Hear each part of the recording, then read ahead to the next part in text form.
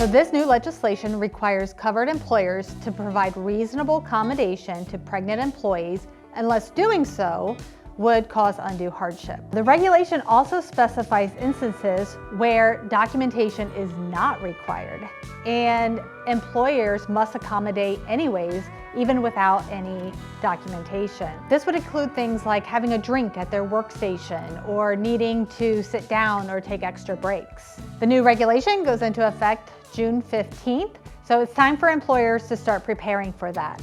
So what do you need to do? Pull out that handbook, make sure your discrimination policy is updated. Next, you want to create and implement an interactive process for when somebody does come to you and say, hey, I am pregnant and I need an accommodation. And finally, you need to train your HR staff as well as your leaders on these new regulations and your internal processes to make sure they know how to respond when an employee brings a pregnancy-related issue up to them.